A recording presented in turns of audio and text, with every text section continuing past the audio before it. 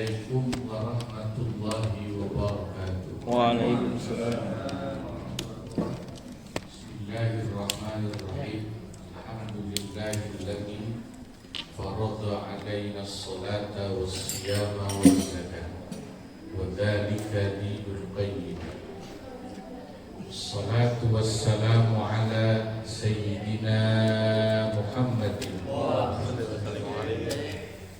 afdalil khalaiqi wal bariyah wa ala alihi wa sahbihi wa tabi'ina lahu bi ihsanin ila yaumil qiyamah, amma ba'du.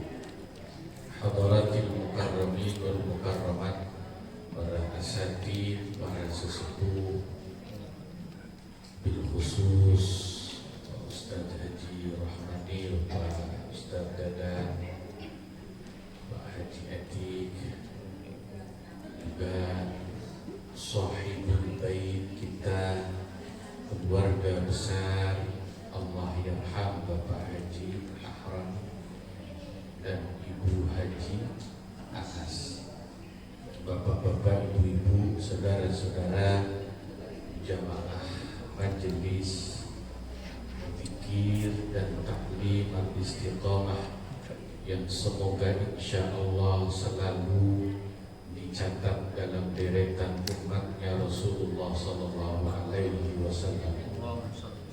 Alhamdulillah, pada malam hari yang mubarakah ini kita bisa hadir acara tawafan ya, sementara majelis zikir al-istiqamah di kediaman Ibu Haji Aas. Semoga insya Allah yang hadir semua diberikan sehat walafiat dan panjang umur, ditambahkan barokahnya dan istiqamahnya oleh Allah Subhanahu wa ta'ala. Juga tidak kalah pentingnya kita doakan semoga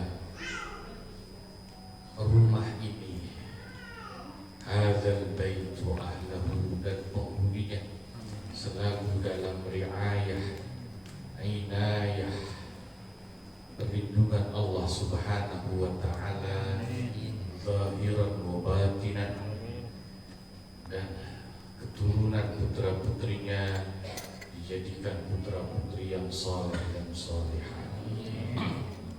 Malam ini sedikit izinkan saya mengajak para jamaah kita ngaji untuk mentadabburi satu ayat dalam Al-Quran di surat An-Nahl ayat 90. Ayat ini hampir pasti dibaca oleh khatib di akhir khutbah kedua. Bismillahirrahmanirrahim. Innallaha ya'muru bil adli wal ihsan wa ita'i dzil qurba wa yanha 'anil fahsya'i wal munkari wal baghi ya'idukum la'allakum tadhakkarun. Yang hafal berarti insyaallah waktu Jumatan tidak ngantuk. Kalau yang nggak tahu jangan-jangan pas Jumatan ngantuk.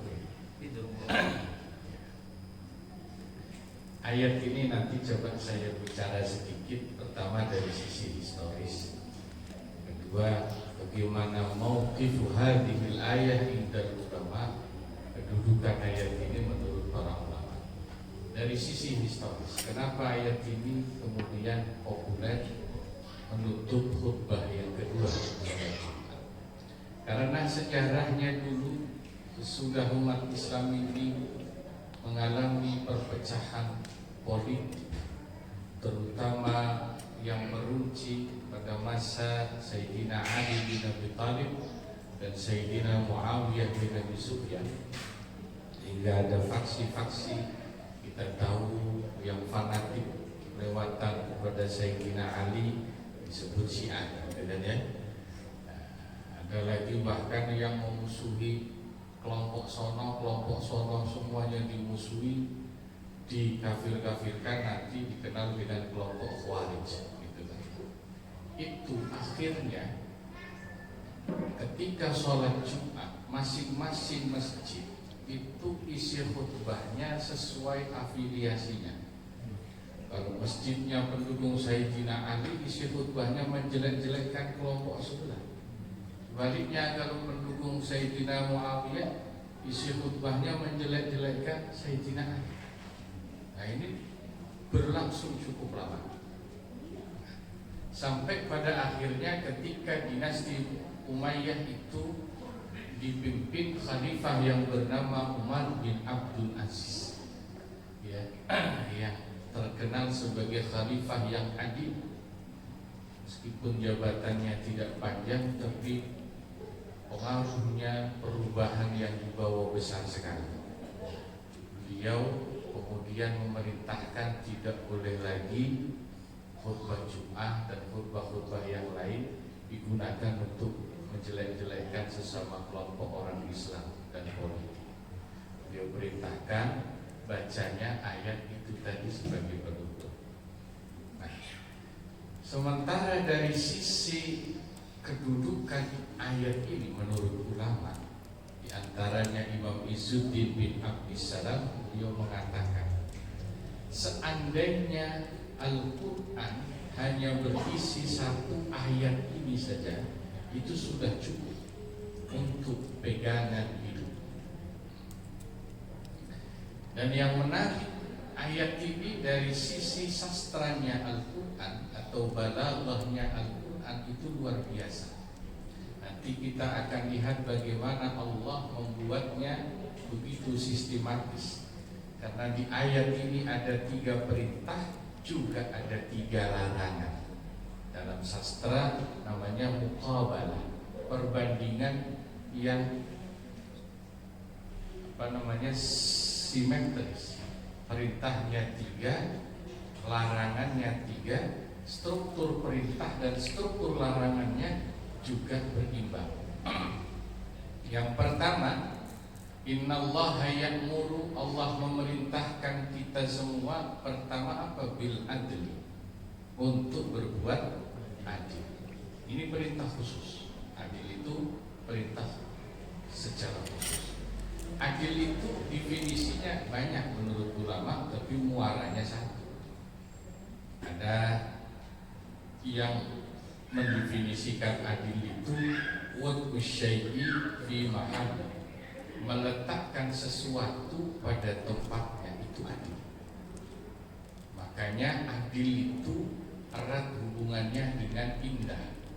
Sebab sesuatu itu baru kelihatan indah kalau diletakkan pada tempatnya.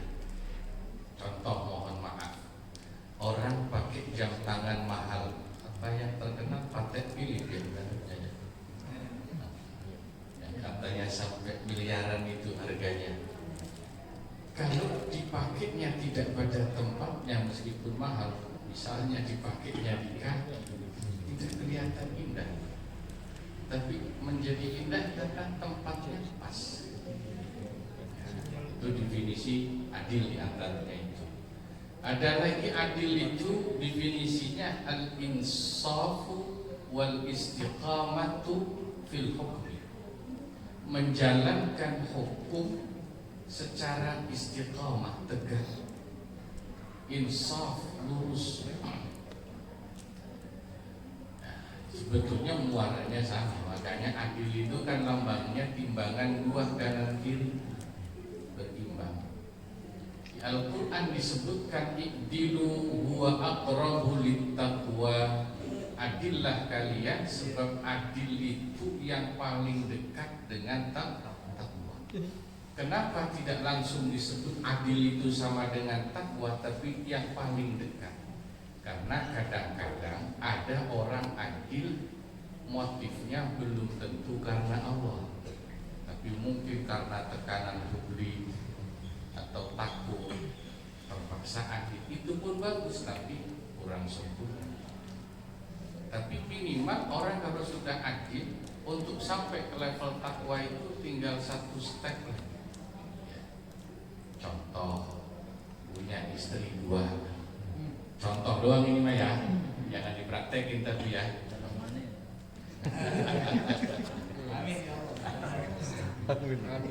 Itu kan secara hukum diwajibkan adil fil qasmi, membagi giliran dan lain-lain, ya kan? Meskipun kadang-kadang waktu giliran di istri tua males sebetulnya. Cuman kalau nggak datang gilir di istri tua takut diomelin, akhirnya dia gilir. Itu tuh tetap adil meskipun adilnya itu karena takut sama yang tua, bukan karena Allah. Itu adil. Yang kedua, Allah perintahkan wal ihsan. Ini perintah bersifat umum. Karena ihsan itu artinya semua perbuatan baik. Meskipun ada arti ihsan yang khusus, yaitu dalam hadis ketika Nabi dialog dengan Jibril, "Wamal ihsan?"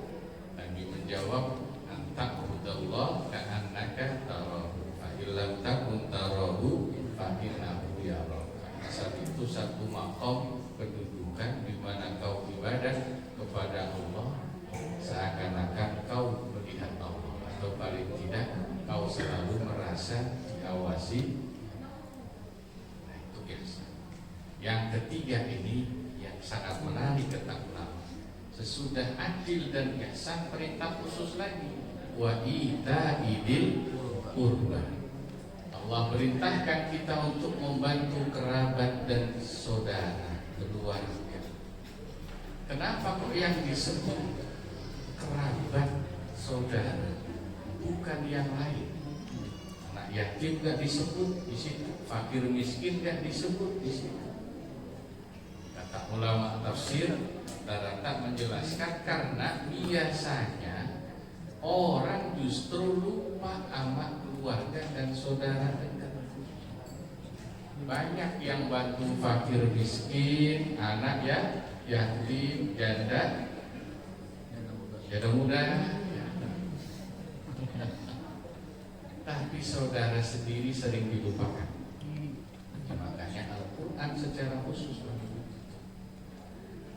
ya, Pak, pernah di kitab Riyadhus Shalihin itu ada bab tentang keutamaan sedekah kepada keluarga saudara, ya. Kata Nabi, kalau kita sedekah ke orang lain pahalanya 1, tapi kalau bantu saudara keluarga pahalanya 2, 1 pahala sedekah, 1 lagi pahala silaturahmi.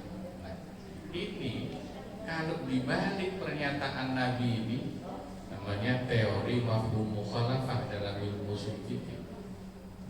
Kalau bantu saudara pahalanya lebih besar, maka sebaliknya kalau nyakitin saudara dosanya lebih besar. Sama seperti begini, ngambil duit orang dosa, tapi ngambil dan makan duit saudara double dosa. Sebagaimana bantu saudara pahalanya double. Itu namanya mafhum mukhalafah dalam ilmu usul. Nah, ini kemudian jadi dalil dalam ilmu warisan terutama.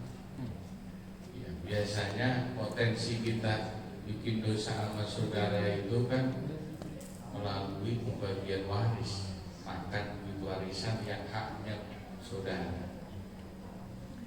Kita kasih contoh sedikit untuk warisan. Dalam hukum waris, kalau ada orang meninggal, ya, dia punya anak laki-laki, terus dia punya cucu, itu cucu nggak dapat, kan gitu ya, karena terhalang anak laki. Contoh, keluarga istri saya ini kisah nyata ini. Ada seorang nenek janda. Kalau saya bilang janda itu berarti udah pasti punya suami, ya.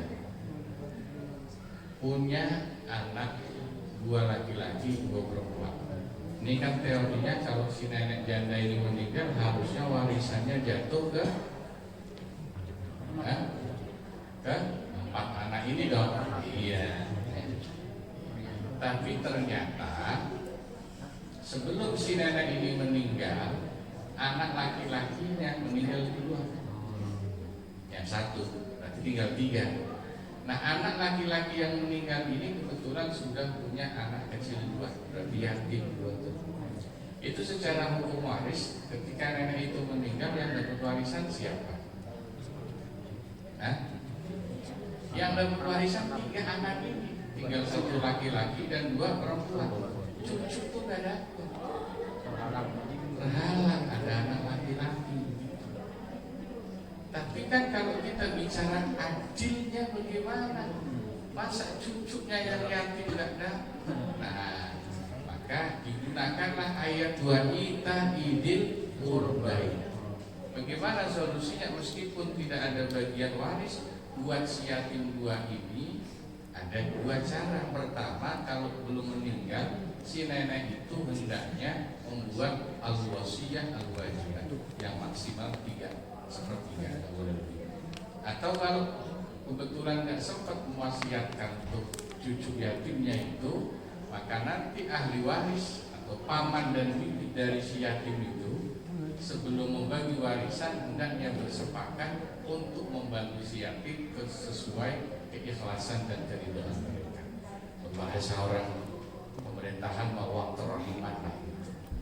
Nah, emang nggak ada bagian waris. Nah, perintah itu.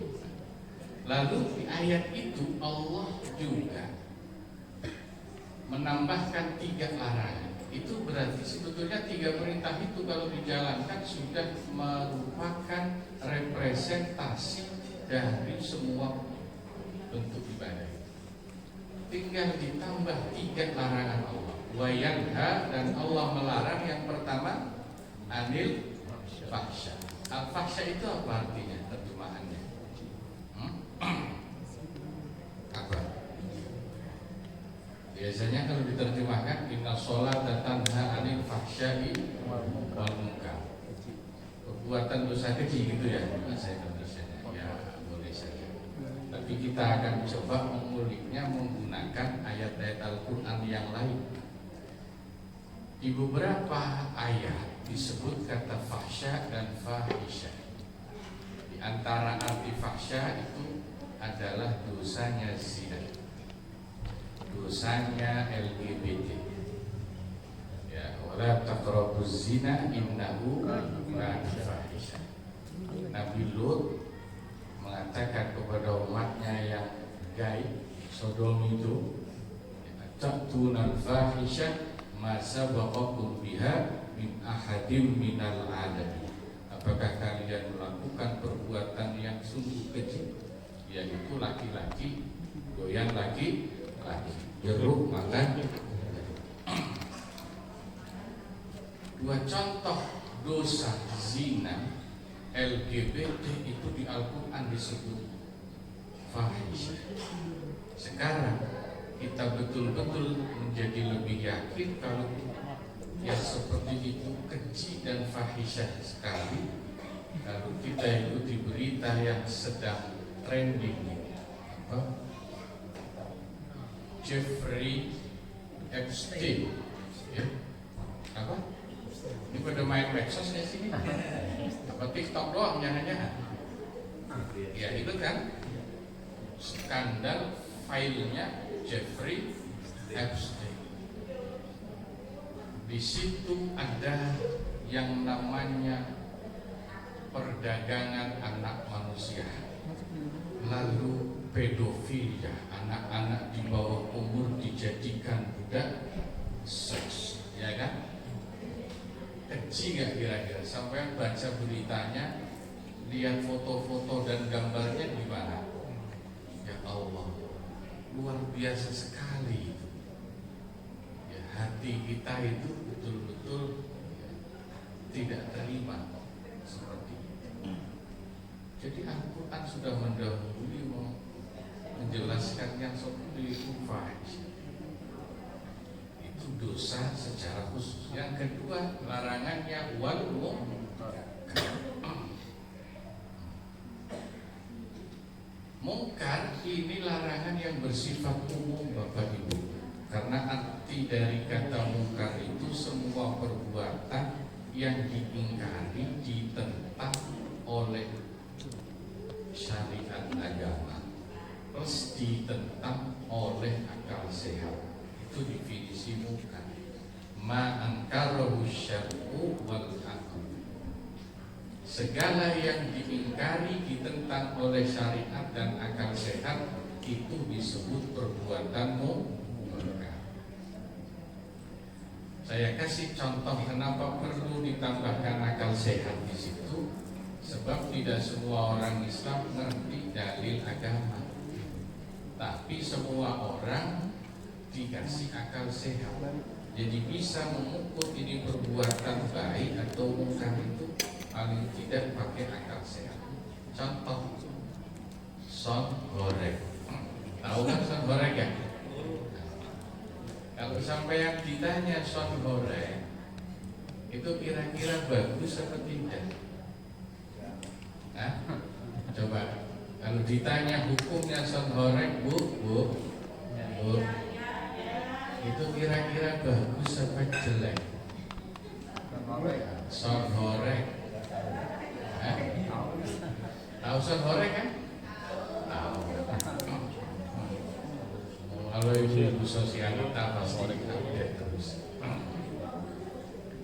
Mungkin orang awam nggak ngerti dalilnya. Kalau bilang jelek dalilnya apa dia nggak bisa jawab. Tapi kan kita punya akal sehat. Son goreng itu gimana sih kita baca? Katanya testimoninya son goreng itu kalau orang datang berangkat sehat pulang jadi budak. Kayak gitu, berangkat sehat pulang.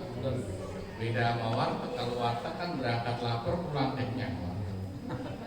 Itu aja udah gak beres. Terus banyak testimoni di daerah Jawa Timur yang banyak son goreng itu, rumah-rumah yang dilewati kacanya pada pecah. Wah, gak beres son goreng. Sehingga akhirnya yang terakhir dokter THT di Jawa Timur laris Pak. Banyak yang budek itu dokter THT. Berarti jelas munkar itu.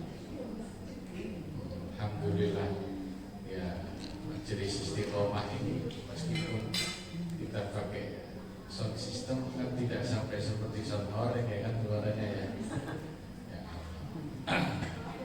Ini munkar. Nah yang terakhir apa? Wal baghi. Al-baghyu itu definisinya kata ulama tafsir al-dzulm, perbuatan zalim kepada orang. Nah, munkar itu bandingannya ihsan. Fahsyah itu bandingannya adil. Sekarang baghyu itu bandingannya dengan idil qurba. Nah, inilah salah satu keindahan balaghahnya Al-Qur'an. Dalam tafsir Sawi itu dijelaskan kenapa dibandingkan seperti itu sama Allah, karena ternyata penjelasannya Nabi Muhammad SAW mengatakan ya, inna a'jal ta'ati thawaban silaturrahim. Di antara ibadah yang paling cepat balasannya di dunia, nggak perlu nunggu di akhirat, adalah silaturrahim, baik sama keluarga dan saudara. Itu kontan tuh. Sebaliknya kata Nabi, wa inna a'jalal uqubati al-baghi atau al-zulm. Yang paling cepat dosa dibalasnya di dunia itu adalah zalim sama orang. Gak perlu nunggu di akhirat dapat siksa, nanti di dunia biasanya kontan kezaliman itu segera diperlihatkan balasannya sama Allah Subhanahu wa ta'ala. Nah ini satu ayat saudara-saudara yang menurut saya sangat bagus untuk kita tadabburi, kita ambil maknanya ya. Terutama untuk bekal kita nanti menghadapi bulan suci Ramadan semuanya. Mudah-mudahan diberikan panjang umur, bisa hidup dengan bulan suci Ramadan ya. Dalam keadaan sehat walafiat, diluaskan rezekinya ya. Sekaligus malam hari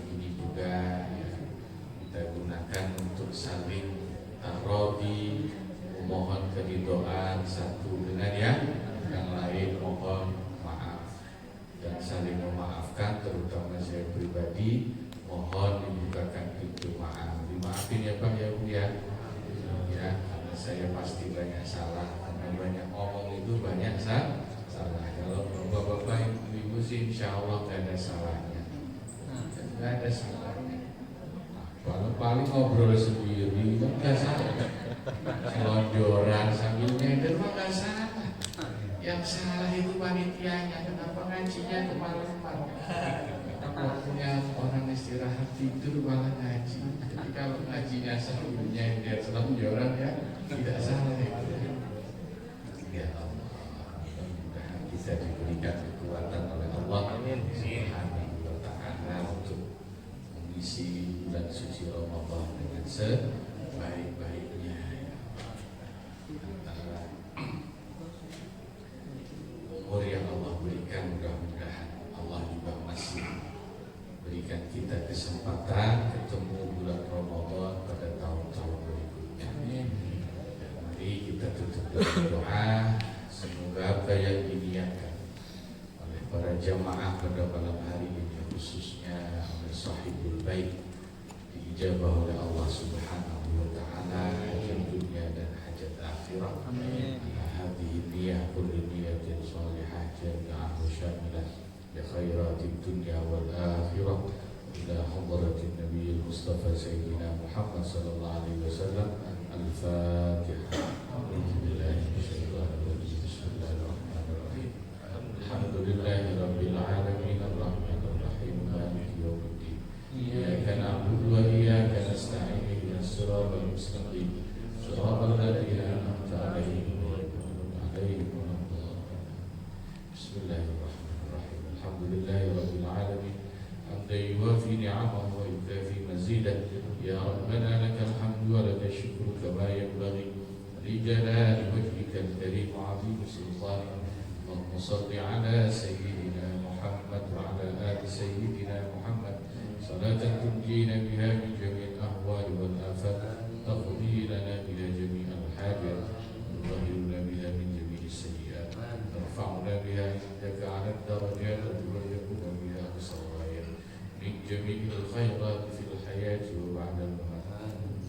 Ya Rabbana ya Allah ya mujib ad-da'wat, Allahumma ighfir lana dhunubana wa liwalidayna warhamhuma kama rabbayana shighara. Allahumma a'inna 'ala dhikrika wa syukrika wa husni ibadatika, ووفقنا لما تحبه وترضى وأجرنا من خزي الدنيا عذاب الآخرة. اللهم بارك لنا في شعبان وبلغنا رمضان. اللهم بارك لنا في شعبان ورمضان. اللهم بارك لنا في رجب وشعبان وبلغنا رمضان. اللهم ارزقنا الإخلاص والاستقامة وحب الله وحب رسول الله وحب من أحبه. ربنا هب لنا من أزواجنا وذرياتنا قرة أعين واجعلنا للمتقين إماما. ربنا آتنا في الدنيا حسنة في الآخرة حسنة وقنا عذاب النار. صلى الله على سيدنا محمد وعلى آله وصحبه وسلم والحمد لله رب العالمين. السلام عليكم ورحمة الله وبركاته.